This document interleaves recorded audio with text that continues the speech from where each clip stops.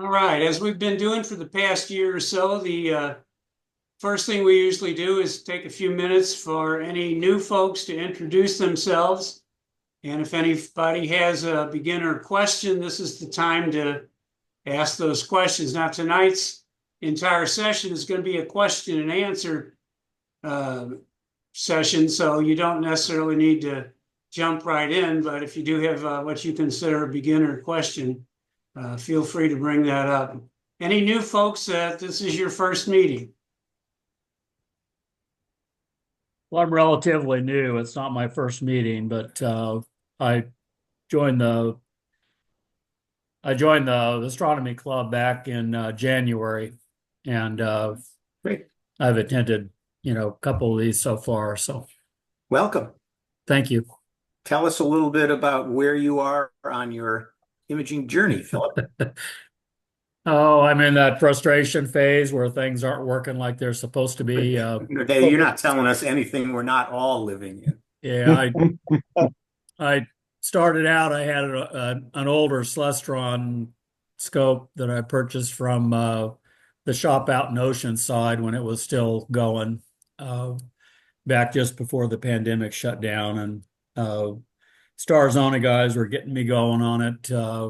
Did a couple sessions with them before they had to close before the pandemic stuff, and just we resurrected the equipment. Normally I work underwater. I'm a professional underwater photographer, but my wife kind of decided that she wanted to get me started with astrophotography, so I'd have something to keep me busy while I was home. And she bought me it's a real nice telescope system. Basically it's a deforked CPC 1100 Celestron that originally had the wedge and all that stuff with it. And I hooked up with the Starzona guys back in November, and they said, "Oh God, yeah, we remember you. You still have that old, outdated system." And I was like, "What do you mean outdated?" And they said, "Well, we can streamline that for you, make it a lot easier." So, anyway, ultimately, a few weeks after I took it into them, initially to make sure everything was working on it, we decided to go ahead and jump into the money pit again. And we did this. We took it down. It took those guys about a half an hour to defork it, and then stuck it on a ZWO AM5N mount, lighten it up a lot. And I've been trying to get it going. Unfortunately, I'm pretty sure I got a bad ASI error plus. Originally, the one they sold me wasn't working well at all. And I was down there a few weeks ago with my list of issues that I was having. And uh, Steve there at Starzona said, "Well, I'm going to send you home with a new one and we'll see how that goes." Well, uh, unfortunately, I got it home and I realized that the original one that they sold me, uh, Dean had set all that up for me. He'd done all the setup stuff on it. So now I'm sitting with a new one and I didn't exactly know how to Front, do the setup right, on it. So anyway, I went ahead and used the old one to figure out front, what all the settings left. were. And then, got that thing going. I still haven't figured out how to transfer uh, my bias files and my flat files from the old one to the new one.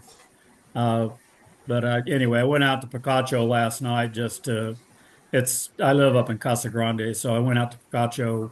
It's got a nice strip of dark sky between the light domes of Tucson and Phoenix. And anyway, uh, it Front, was a right. disaster. Uh, I was getting all kinds of messages. My the air quit communicating with the mount. I was trying to figure out if I had a bad cable, and then it quit communicating with the main camera. Got that going again. Then the guide camera quit, and anyway, it was a circus out there. Well, So one thing to keep in fun mind stuff.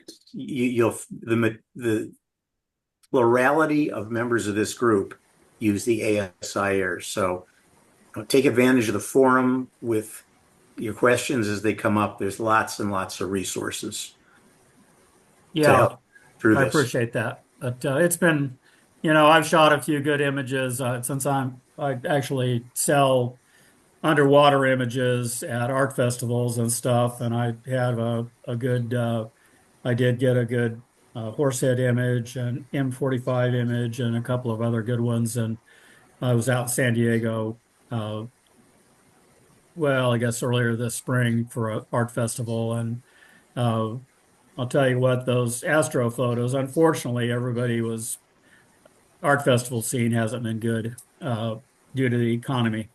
The first thing people quit buying is art uh, when they're worried about money. So, uh, but I drew an awful lot of people into my booth with those astro images I had hanging in there.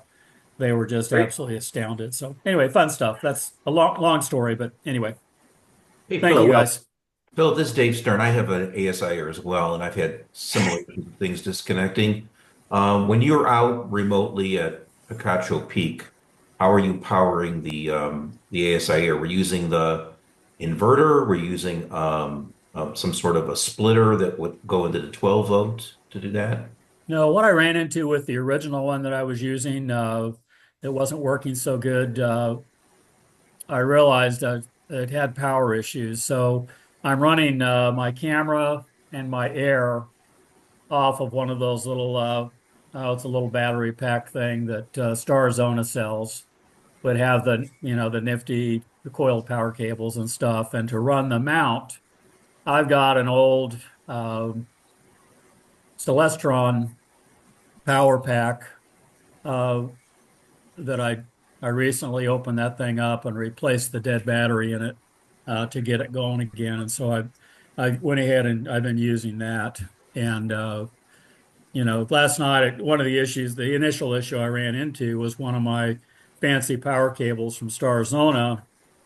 I'd been downloading some files at home and I managed to blow a fuse on one of those things. And so when I popped the dead fuse out of there, that little spring that sits under it must have come with the fuse. I went to plug it in last night, and of course that cable wouldn't work. So I was scrambling around trying to figure out, okay, what are the alternative power sources I can use and all this. And ultimately I figured out a way to get everything running. But again, it was a huge mess out there last night. I was thinking, man, my wife keeps telling me that uh, she's heard that Picacho Peak is one of those vortex areas, where weird stuff happens. Anyway, we both get a chuckle out of that, but it's like every time I go out there, I run into some kind of difficulties. I'm set up in the backyard with everything right now here in Casa Grande. Uh, and after we meet here, I'll go out and I'll fire no, everything up that's a good idea. and Getting just everything see if working everything's smoothly at working. home, reproducibly at home before you start taking it away is a good idea. But this is we're going to move on now to Go ahead. the heart of the meeting. But thanks for that, Philip. So this is a question and answer program, but if you followed the forum, you know that we've gathered the questions and shared the questions in advance so that people could think a little bit about how to answer them. So we'll go through them, and to the extent that there's additional time, we happy to open it back up um, to more questions. But as you saw from the forum, the overall goal here is to ask questions that are going to be of general interest for multiple people in the group. And in the first one, and I know I saw Wade on the call a minute ago, was from Wade, which is, what are the astrophotography software options for Mac users? Since this is profoundly a Windows world. And I'm a Windows user, so I'm just going to be quiet and listen at this point.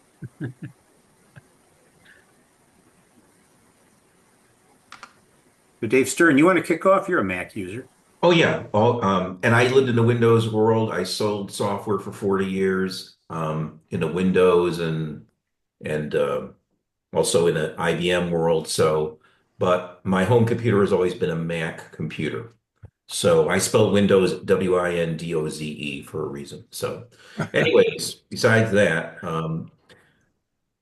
what's the question, Ways, in terms of processing, or what are you looking Yeah, to? mostly processing. I have a Celestron Origin, and I've been really impressed with the processing that's done with that particular scope. But you can, from all I've read, you can really enhance your images if you're able to go to a more sophisticated processing mechanism. And I'm solely a Macintosh user, so I don't have great familiarity with PixInsight, but I Right. know that's what most people use. But I was just curious if others, utilize the same sort of computer system that I do, and what they Yeah. use, and how they've kind of progressed What, through it. what, what kind of Mac do you have, Wade? I have, well, right now I've got a iPad Pro that I use probably 9 times out of 10. I also have a MacBook Air, but I don't, I got rid of my desktop several years ago. So I just like the mobility of the iPad Pro, and pretty much does everything I want to anyway. Yeah. Well, for the MacBook Air, what are you running, the M1 chip or M2 chip, or is it older? It's an M2 chip, Okay, yes. great. You got, my wife has a MacBook Air. It's faster than my iMac M1 with a 24-inch screen. Right. Yes. So I would say I can run it on the M1 chip with my iMac, 24-inch. And I will tell you that when I first started, I started doing a lot of research on processing for astro imaging. And I looked at different programs out there, and it seemed to be that most of the information out there was leaning towards the use of PixInsight. It's the one Right. that's rapidly growing, as a great user base.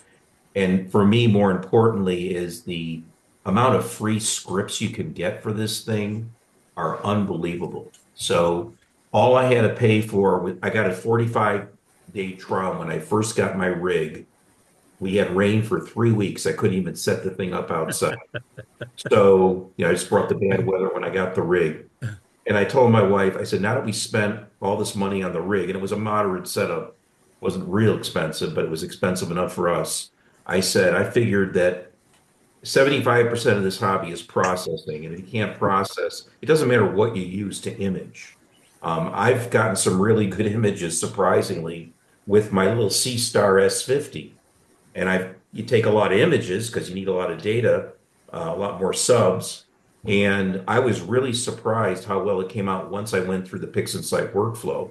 So, but getting back to how I started, I got a 45-day free trial of PixInsight because I want to make sure it would work on my system. Loaded up on the iMac, and then I bought a $60 introductory fast track training course from Adam Block, who is like one of the premier PixInsight instructors in the country, if not the world.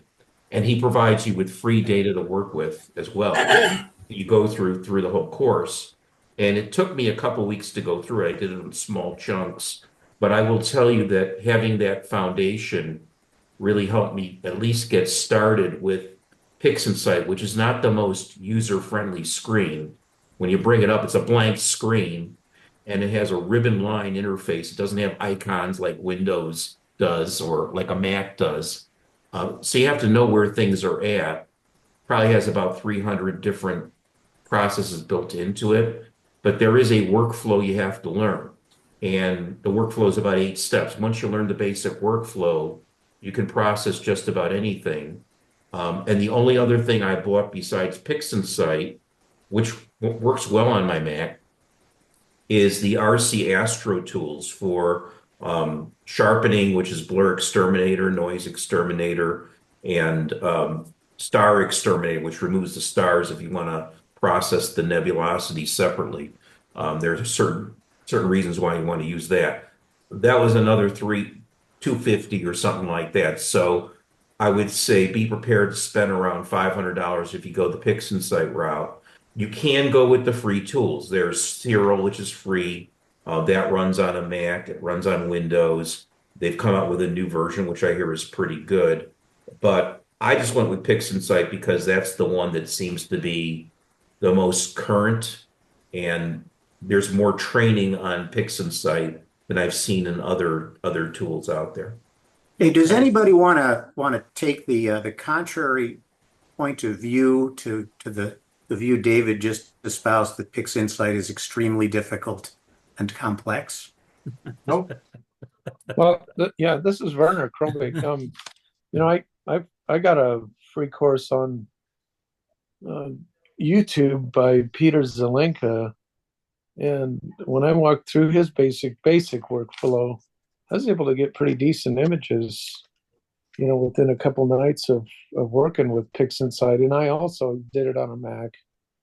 So, I mean, yeah, it's a little bit complicated, but I guess I use computers a lot at work. I worked down at Raytheon, and so it wasn't totally new for me. But I do think that's an important point, Werner. Yes, PixInsight has something like 300 processes. I would wager that the most power users among us don't use more than 40 or 50 of them. yeah, I mean, not even close. Certainly regularly, and you can create a workflow with about less than a dozen steps that will produce a solid picture. Yes, Yeah. I have to say that I use about a dozen of them, and some of the images that I've been in. You mentioned that sharpening tool, that blur exterminator, noise exterminator. Those are game changers. Yep. Let me tell you. Might say too, the Peter Zelenka YouTube videos are excellent. Yes. And if you wanted to go through the ASI Air setup, somebody's not muted here. Anyway, Peter Zelenka, the ASI Air YouTube setup is excellent. And really anything that he does is worth watching, because you'll learn a lot and you'll waste no time, and he has it so well put together. So yeah, I don't know who else is out there. Okay. Somebody's laughing and having another conversation. Could you put your mic on? Nelsie, could you put your mic on mute? I think, Greg, you can mute everybody. I think then they can unmute when they want to talk too, I think. I think we got it. I want to put up, I use Cyril most of the time, and the new version of Cyril is very, very good. But there's also a new thing out there called CD Astro Suite this guy is putting this stuff out like every day, and it's free, and it's getting better all the time. And to me, it has one of the best GUIs I've seen. And I'm still using Cyril most of the time, but with CD Astro Suite, he also has Cosmic Clarity, which has the kind of the blur exterminator type thing and noise exterminator. And he has an update pretty much every day. And what's it called? I don't know. This is called CD Astro Suite. This is Franklin Merrick's SETI Astro. He's building his version of PixInsight. Oh, okay. Yeah. The only thing I would caution you, Wade, on the SETI Astro, because I've used a lot of his tools, make sure you save everything, because he comes out with new stuff all the time, and he doesn't really test it for a Mac. He's a Windows user, so it will run on a Mac. There are some things that will run independently as scripts that will run, but sometimes they have crashed PixInsight for me, and they've done it numerous times. The other thing I'll say is a lot of the stuff he has in his suite, you can bring it up, but you have to bring out the terminal mode in the Mac, and then you have to load it up and wait a few minutes for it to come up, because it's made for Windows, it's not made for the Mac. So you're kind of running it in like an emulation mode, and I tried the Cosmic Clarity thing, and it just takes forever. Even his new capability of looking at your signal noise ratio stuff and picking the best images for processing, it takes a long, long time on a Mac. So just be aware it's not native to the Mac and it will probably consume a lot of resources.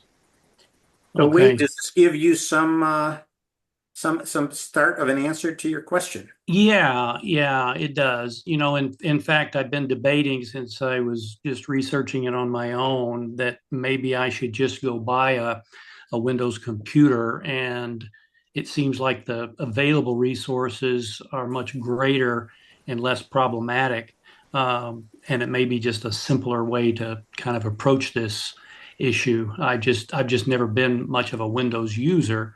And that's why I posed the question. I thought maybe like Dave mentioned, that there's a way to do it, but it almost seems like the investment in time versus investment in a Windows computer might be better. I don't know, but I appreciate the information. Great. All right, next question. Back to David Stern. David, you had a question about auto centering with the ASI Air. Do you want to pose it? Yeah, so I've only noticed it for certain objects, and most recently with M13, and this is with my current setup for Galaxy season where I'm shooting it with the reducer, and I have the image train on the back of my C8, so it's about equivalent of 1450 millimeter with the reducer. Um, I can go to any other object and I'll say preview mode, I'll go to that object, whatever it is. It'll go to the object like M51, for example, and it'll do its plate solving. It'll auto center. It might try it a couple times and then it centers it in the frame. But for some reason with M13, it has trouble doing that. Sometimes it works, sometimes it doesn't work. And what my workflow typically is once I put it in preview mode, then I'll frame it the way I want using the Sky Atlas. And then I'll go into plan mode and set that up as a plan.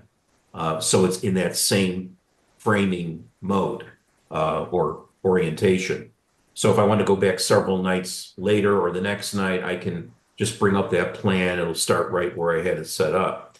The problem is when I go into plan mode, it also has to do an auto center. So it's having trouble with that one object. I did do some research and I asked the folks at Starzona, and it could be because my default exposure settings aren't long enough to do the correct plate solving, to do the auto center, or I might have to do a way to intervene with it and just center it manually or have it go into plate solving manually. But I haven't had a chance to try it yet. But I'm wondering, like I know Randy, I know you use the ASI Air. If anybody else uses the ASI Air, if you ever had that auto centering problem just for specific objects, and how do you work around it? It can happen. Do you know how to set up a custom object? Yes, I do. Okay, I've done that. that's your workaround. Okay. Just, manipulate the screen to get it where you want it. Then go into and save it as a custom object. And when you bring up and name it, you just say use current coordinates. And now you've got a custom object, and you can go back to it, as many times as you want. Okay, So so that would work around it and at least get you going again. Then you just call up the custom object in plan. yeah, because I noticed that the with M13 at one time it couldn't auto center, but I looked in the Sky Atlas view and it was right in the center. It just couldn't auto center by itself. So when would I set up the custom object for it? I mean, if I set up a custom object, does it have to center first before I do that? No, just manually center it. You could center it using your Sky view, Atlas. or you can just touch in preview mode. You can just touch the screen where you want the center to be, and it will put a symbol there, and then I think you touch it again, and it'll give you the option to go to. Okay. That's the way we used to do it early on in the air before you had the Sky Atlas available. Okay. So if I But center it, manually center it, and then I hit the go to, it's not going to try to center again because I've already centered. yeah, it's Okay. not going to plate solve, so just Okay. don't try to get it to plate solve. Get it where you want it, save it as a custom object, call up that object in plan, and just proceed normally. Sounds But good. his issue is on that object, it's not plate solving. Right. So when he uses it later on, isn't it going to still have, it has a coordinate to go to that it's the center, but it's going to take an image and try to plate solve it to adjust, and that plate solve is going to fail. I've never had it happen. I've had objects that wouldn't plate solve, but not from plan. But it's possible. It's possible it won't work. You're shooting, you know, that's a bright enough object and it's full of stars. You're probably at a point to where your view of it is so narrow that there's just not enough distinct stars for it to plate solve. That's Right. more than likely what's happening there. Right. So anyway, Um, that's my solution. It may or may not work. Okay. Yeah, Thanks. I want to add to that preview thing where you touch it and there's like a bullseye there, and that's the best way. Enlarge it. You can go like you can move your hand out like. Yeah, I'm trying to see if I can do it on the camera. I can demonstrate on the screen. You can enlarge it so you can get some, fine tune it, and then find the exact place. What you might want to also do is use the cross on there to show where the. But if you have in mind where you want to, like say you want to center M13, hit the core of it, and you just touch the core on the screen, and then it'll go back and recenter it. Got And it. it works very well. In fact, you almost sometimes when the mount does a meridian flip, at least that happens with mine. Sometimes it doesn't return to the exact same position to resume. Okay. So you want to keep, before you hit meridian, you want to get an idea of where that center is, and then remember when it flips, so that in case it doesn't, you can hit that spot, and then it'll recenter it again. And it works. It's worked for me every time. It's been a very reliable way to do it. Okay, thanks.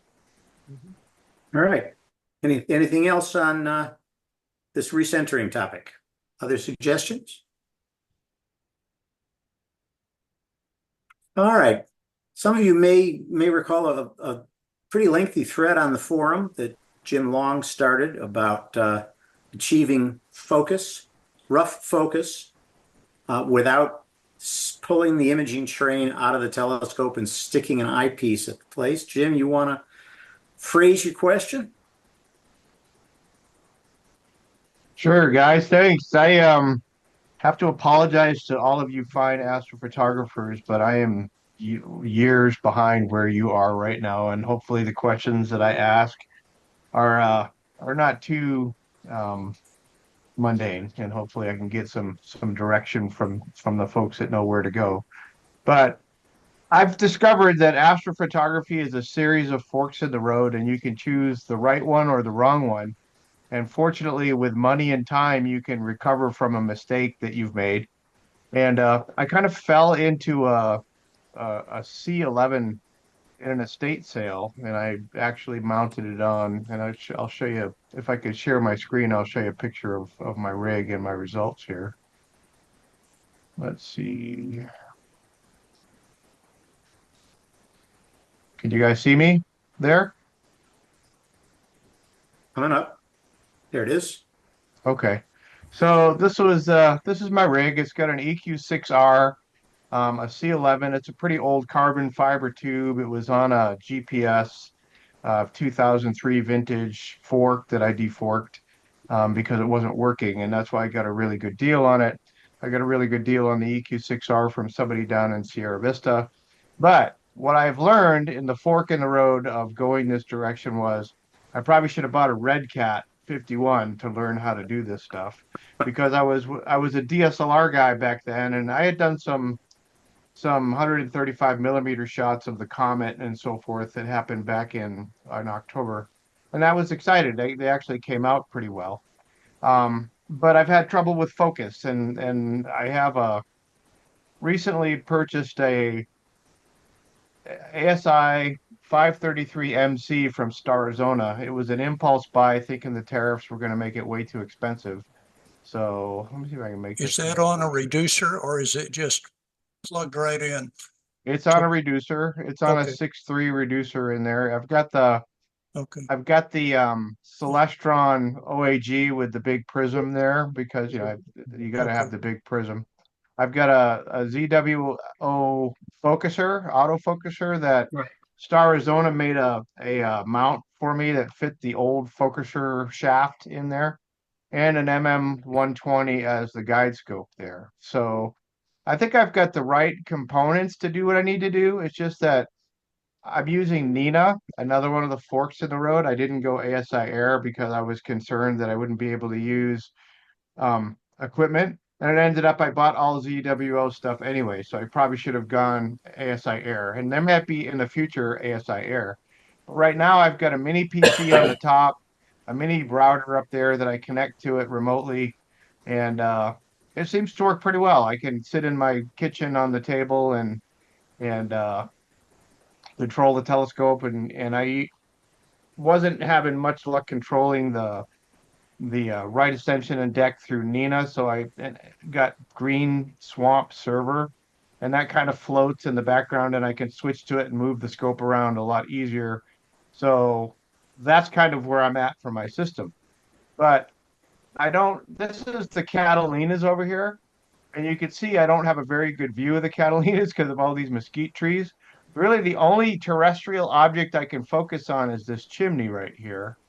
And so that was what I started testing. And you can see that's kind of my view of the world right there, is just that chimney. So what I did was I started taking some really super short exposures of that. And I took a picture of where that actually was so I can go back to it. And I played with the focuser and Nina a little bit, and I found out that 26, 625 was about the best I could get for focus. And that's the corner of that chimney with the 533 through the C11. I'm not all the way focused yet. I'm getting there, but this was way better than when I started. And I figured out that in Nina, you could actually save the parameters in your file name of where your focus was at the time you Right. took the picture. So that's helped.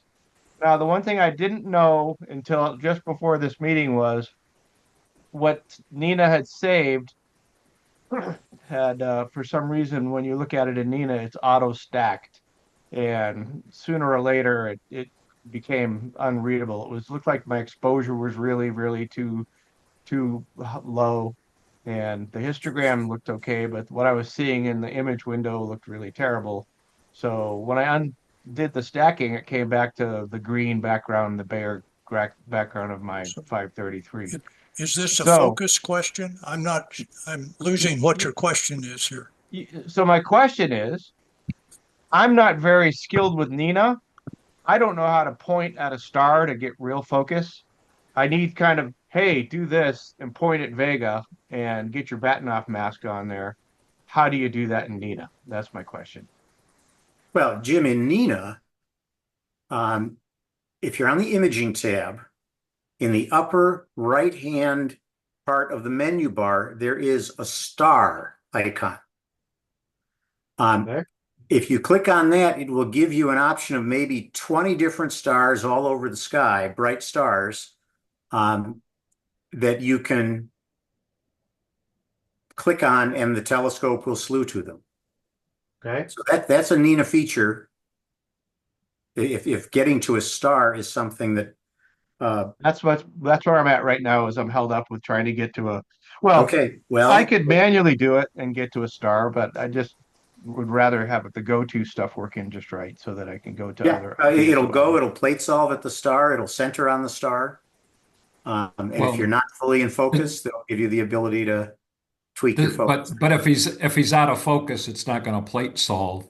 Well, The other if you're thing, not, yeah, if you're too if you're far out of just focus, it won't plate solve. But if you're yeah. pointing at a bright star and you're not wildly out of focus, you'll at least see a circle, and then you can start using the focuser controls depending on my imaging screen, they're on the left-hand side. But you can move the focuser 5, 50, 150 steps in and out. And then you can set up the imaging to loop and exposure, so it just keeps taking short pictures of the star, and you'll see if it's getting better or worse. And that's My what I guess discovered. Yeah. is that I think you're doing short exposures, and that might be part of your problem. Do like a 30-second exposure, because if you're wildly out of focus, you're not going to see a star. But if you do a 30-second exposure, you'll see a huge donut. And then you can use that, send the focuser. I mean, if you're wildly out of focus, send it 1,000 steps in one direction and see if that big donut gets a little smaller. If it gets a little bigger, you're going the wrong way. Right. So you can start to use it that way. But I when I use a telescope that's been set up for visual, and now I'm, putting other stuff on the back of it, I end up with these donuts that are massive, but you gotta have a long exposure to see them. Otherwise, it just looks like a black screen. Okay. And then just keep working closer and closer.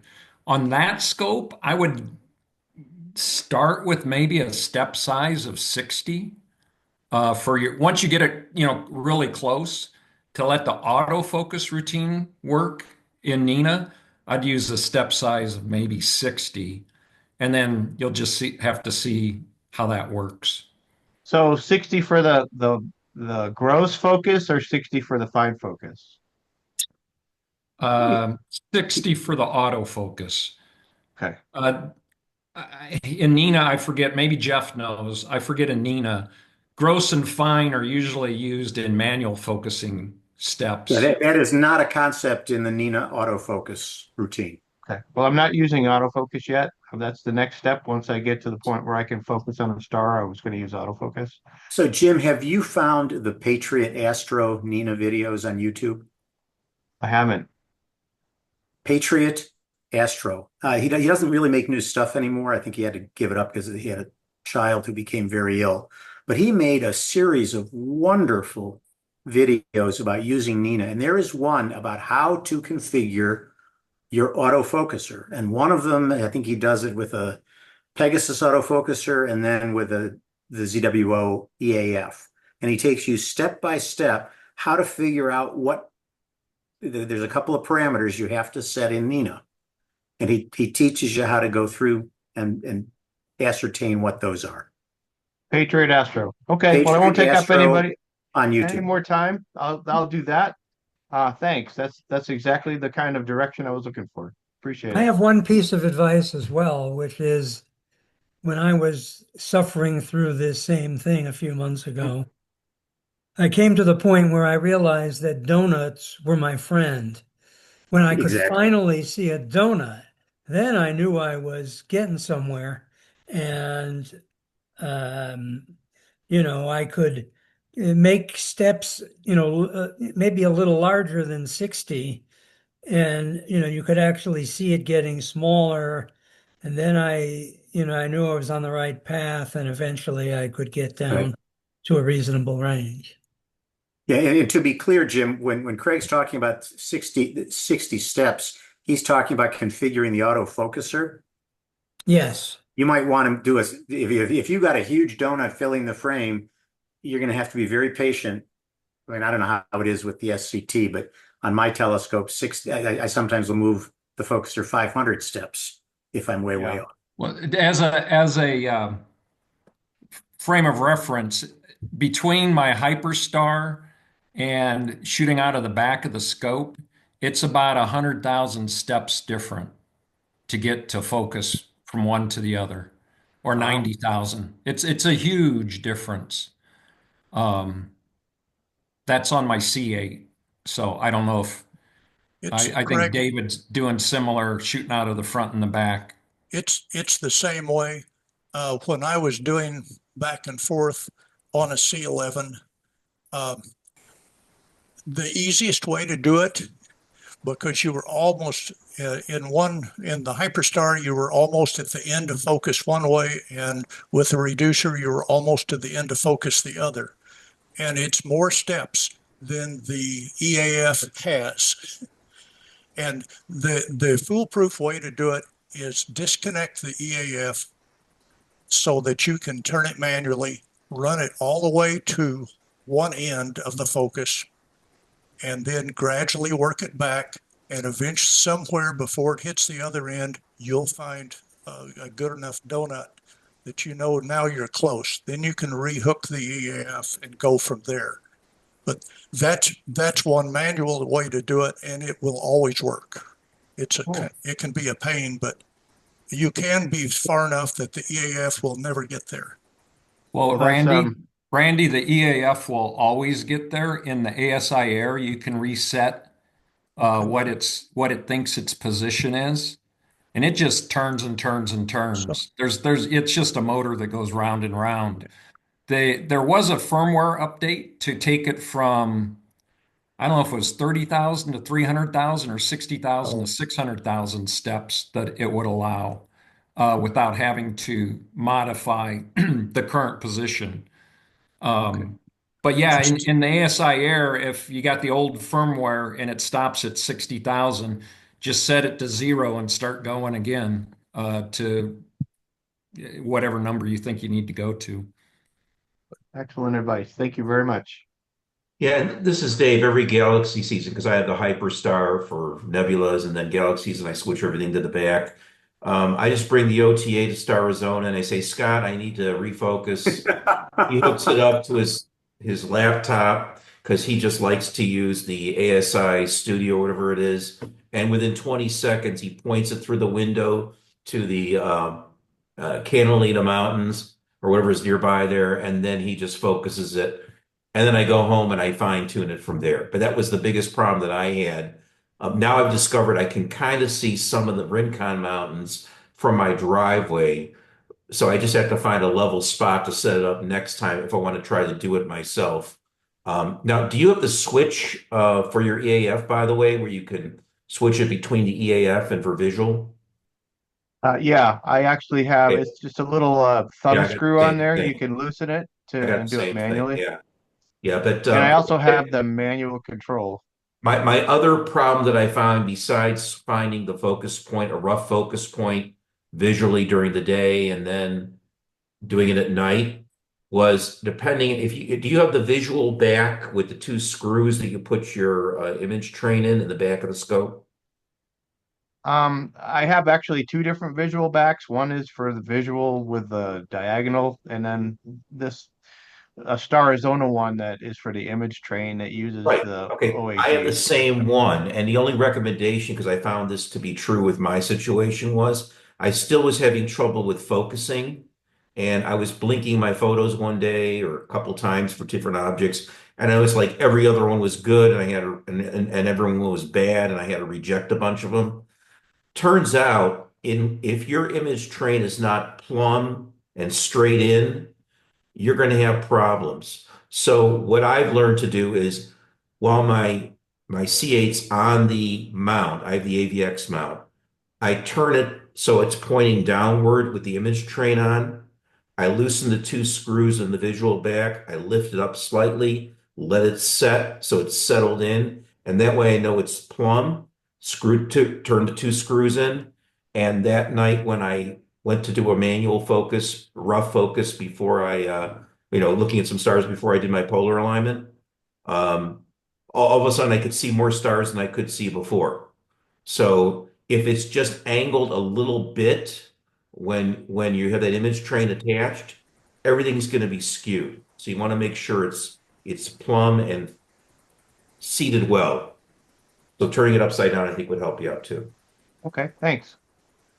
I have a C11 Oh, similar to yours, and I have it in an observatory. I have absolutely no terrestrial object that I can use to help me with sighting. So I use the manual method that one of the other members here was discussing. And if I, especially if I'm shifting to height from hyperstar to prime on the back end of the telescope, and there's a big, tremendous difference. What I do is I crank up the gain just about as high as it'll go, and then I go manually until I've got the donut. Maybe I'll run the donut down and get it a little bit smaller, but then I reconnect and continue from there to get focus. The only thing there is you have to remember to put the gain back to where it's supposed to be. But I'm a big fan of what if you really have to do a big shift in your focus because you've changed your basic uh, setup, then manual is the way to go. I have a question about this exact thing. I do hyperstar and then I shoot from the back for like planets. I always manage to get it done, but by the time I get it done, I forget going from hyperstar to the back. Are you going clockwise or counterclockwise? I'd save myself a lot of time if I remembered that. Does anybody know that? Write yourself a note. Well, I'm asking you guys if you remember, because I know I never Well, remember. I actually had that same question about which way does the mirror move when you turn it clockwise versus counterclockwise, and I had to make a label and stick it on the EAF so I could remember. I think it's counterintuitive to what you think. So counterclockwise is forward and clockwise is backward, I think. So you're increasing the focal length or reducing the focal length, and I'm not sure if Hyperstar needs a shorter focal length or a longer focal length. But that's how I did it. I went online and said, "Hey, what direction is my mirror traveling when I'm going with the focuser?" Because it was really hard to get focus initially, and I had to take it to Starizona, and Dean actually had to recollimate it. I had a problem with the corrector plate being loose, and then they had it focused, and he said focuses at 30,000. And I said, okay, that's great. So once I point at a star, I'm going to set it to 30,000 and see if I get a donut. Maybe it'll be magic. Maybe Dean is a magician, and we'll see if that's how it works. But that's my next step. And thank you, Jeff, for letting me know there's a star up in the corner, and that's what it's for. Um, I'm going to go after this meeting tonight out there with a great excitement and see if I can get it to work. Well, ping me if you've got further follow-up questions on those features in Nina. Can do. Thank you. Also, that's Good why you've discussion. got an EAF and you're on your scope. I would say get yourself an ASI Air. EAF is a great little focuser, but you can't really use it to its full capacity the way you want unless you're pairing it with the ASI Air. Well, believe it or not, I'm waiting for the tariffs to be over and I could buy one. But I would disagree with that, Alan, for the Nina users in here. It focuses just fine with Nina, the ZWO EAF. Does it with, I've never used Nina, so I don't know. Will it, for instance, do an autofocus if the temperature changes? Yes. Yeah, it'll do much more than that. You can set it on time and temperature just like you can in the ASI Air, and you can also set it on a difference in the star size. So if the stars start to get larger, you can have it autofocus based on a percentage change in star size over a number of frames. So there's more options in Nina for focusing. Well, I have the Hocus Focus plugin installed, and I Good. have the 3-star polar alignment installed, and I haven't used those yet, but all of those things are in the plan. It's an exciting part of the hobby is trying out Yeah. new things and experimenting. And I don't get frustrated as much as other folks do. I get challenged and excited when I break one of those quests out of my fork tree. And so that's where I'm at. I'm gonna try that focus on a star tonight and hello Vega. That's where we're gonna go. Great. All And right. one Next other question. one other option besides ASI Air that is similar to it in a lot of ways is Stellarmate, which is what I use. It has the somewhat dubious advantage of being able to use other companies' equipment than ZWO. But I say dubious because all my equipment is ended up being ZWO, so that didn't help with it. But it almost anything you can do with ASI Air, you can do with, I think you can do with Stellarmate. I haven't come across anything you can't, but then I don't know ASI Air. All right, Alan. I did it. I see the star and it found some stars. Thank you, Jeff. Already rapid intervention there. Thank you. Excellent. Very Whoa. good. Alan, a question about tilt. How do you recognize it, and what do you do about it? Alan, what kind of camera are you using? Uh, I'm, you direct that towards me? Yes. Yeah, I use, I'm strictly ZWO there. I use ASI 294 MC. I've also got the MM, so I can do some narrowband stuff with that. And I've also recently added the 2600. But the 26 is a bigger sensor than the 294. Oh, yes, Are yes. you experiencing a tilt issue? Am I? Not really. I'm not. Well, not having any difficulties right now. What? Oh, so this was more of an academic question for you? Oh, yeah. Or, Uh, no, I've had the only thing that my disappointment with the 2600 was that I got it uh, with the 120 in there. That's supposed to be so you wouldn't have to have an auto guide or a guide scope. It's no, on you got the duo. camera, and I found that if you're using narrowband filters, that doesn't work too well. Okay. So what is it? What prompted your question about tilt? About which? Didn't you pose the question about tilt? Oh, tilt. Yes. Uh, Basically curiosity. Yeah, I haven't had Okay. any problem that would tell me that I have tilt, but I don't know what tilt looks like. So if somebody can come out there and tell me, okay, if you see this, you have a problem called tilt, and then this is what you would do to fix it. Okay. So I, who's I experienced that? I went through it recently, but I'm trying to remember how I corrected it. So I ended up getting a 6200, which is, full frame.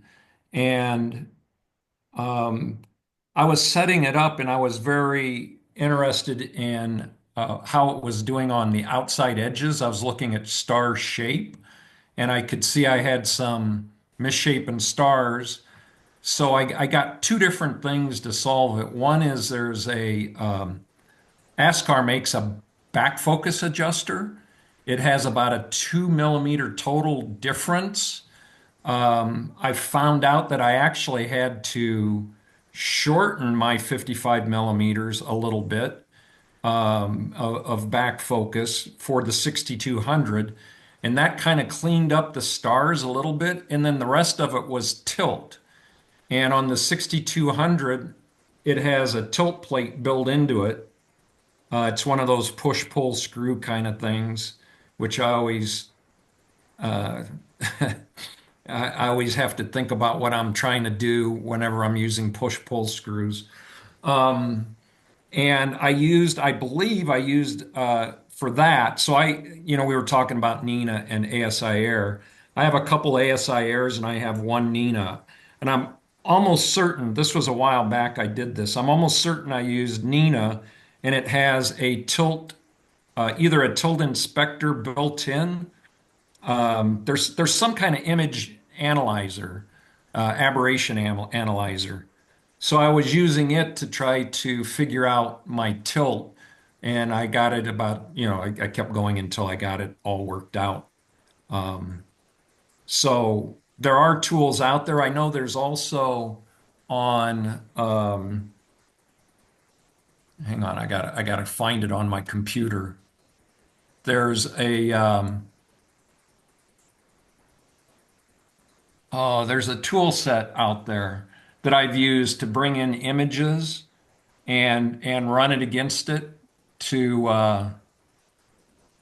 yeah, I don't see it right now. All right. Well, I can't think of the name of it. I only used it a couple of times in the past. There is another tool set that allows you to look at the image and figure out uh, whether you've got issues with the optics and the tilt. Maybe somebody else can chime in on that one. Wasn't it CCD Inspector? Yeah, that's it. That's it. CCD Inspector. Which has been around like forever. Yeah, forever.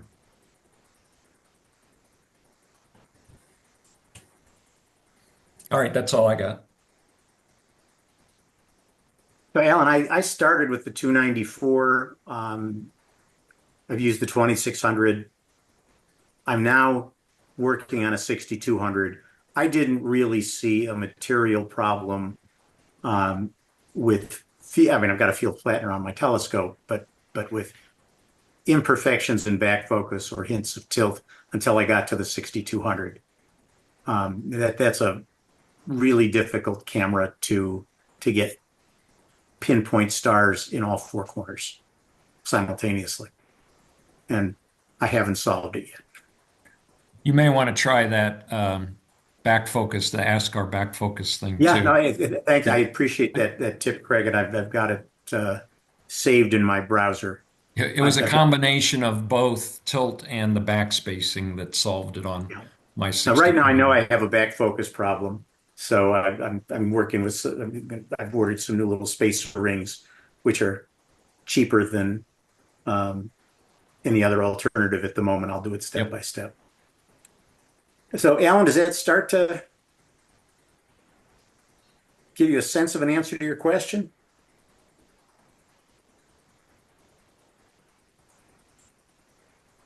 You're on mute, Alan. I get unmuted. Okay, there we go. I was clicking the wrong thing. Yeah, the idea. Now, was that CCD Inspector like in Charlie Delta? Yes. Yeah. Yeah, okay, I'm familiar with that setup. So something like that could tell me that if I were to put an image in it, that, oh, hey, you've got tilt.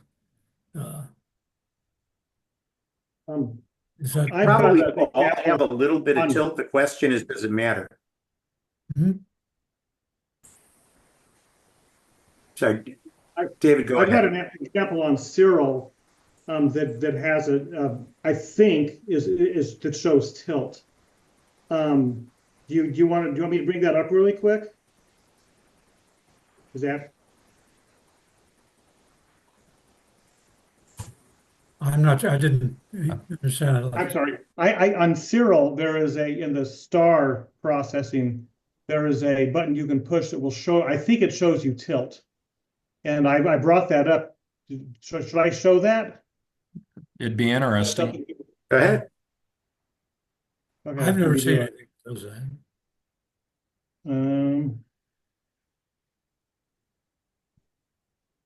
You see it? Yep.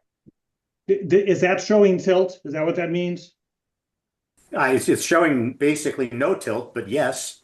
Well, no, but I mean, but that's what it's supposed to. It's this thing right here on Cyril. If you go into the star processing, that will bring that up. That is great. That is crazy good. Yeah. Yeah, I'm lucky, I guess. I don't know. I've never bothered with tilt on the hyperstar, so I have a 533 camera, but yeah, I figured that's actually pretty good. So, but that's the way it shows on Cyril. And PixInsight probably has something very similar to that, I'm guessing. Well, I guess what initiated my asking the question was at one time I had some difficulty with what I regarded as misshapen stars, and they would all be on just one edge of my image. Yeah. That I recently I switched to an autoguider for my prime stuff with the C11, and I guess in setting that up, somehow I got my back focus just perfection in some way. Because right now, my stars, I wouldn't want to change them. They look really, really good, and I haven't really experienced the problem with Hyperstar, only when I was shooting prime. And Blur Maybe Exterminator that I've solved my eliminates a problem multitude of without sins too. realizing. Yeah. All right. So, Greg, we're at the top of the hour. Craig, you asked an excellent question about using subframe selector, different techniques. My first reaction to that question was that would be a really good topic all by itself, because there's a lot going on in subframe selector. So I kind of hesitate to start tackling that. We only have a few minutes left. But would you be open to expanding on that a little bit, Craig, and maybe participating in working on a future session? Sure. If you're looking at doing that in a future session, I just want to talk about what people are using. I run I'll just make one quick statement and then we can move it to a future session. I use AstroPixel processor because it's got a grading tool set. You just got to run it through normalization, and then it'll give you a bunch of different grades, and I use that to delete my bad frames. The thing I don't like about subframe selector and actually PixInsight is it always wants to duplicate data. It always wants to create another directory with more data, a copy of whatever the data is. Whereas in AstroPixel processor, I can just delete the bad frames because I never want them. I don't want to copy my good frames to another directory. So, but the topic's really about how do you delete or not process bad records in order to improve your images. And maybe that's the topic, for a future session. And the new CD Astro suite has the best subframe selector I've ever seen, and it just came out like a week ago. In what suite? The CD Astro suite. Oh yeah. It has a great subframe selector, and he just released about a week ago, and he keeps improving it. It was really, really, really slow, but now that he's letting all the cores of the computer work, it's getting faster. It's still not fast, but it's faster. And what's the name of that tool? CD Astro Suite. It's by no, the tool within the suite. Yeah, yes, it's called Blink Comparator, I think.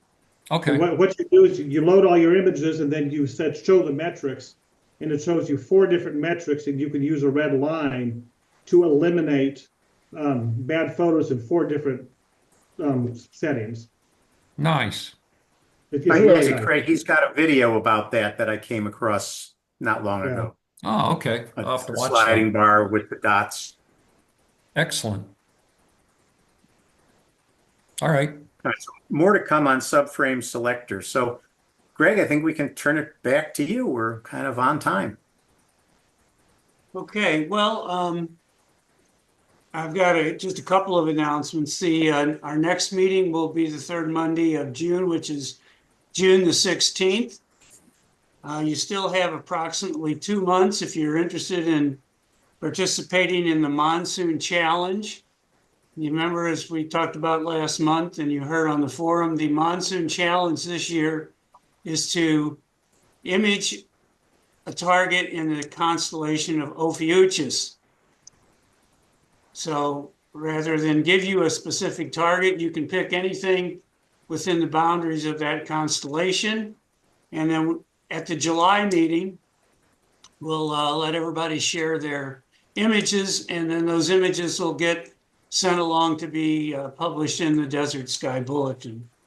If you have images for the Desert Sky Bulletin, you can send them to me, or you can tell me offline that anything I post to the forum is game, and I'll keep it in a folder, and you may see it show up in the Desert Sky Bulletin. If you do want to submit images for that, they should be 10 megabytes or less. Otherwise, they get a little bit unwieldy to send back and forth to the folks who put the bulletin together.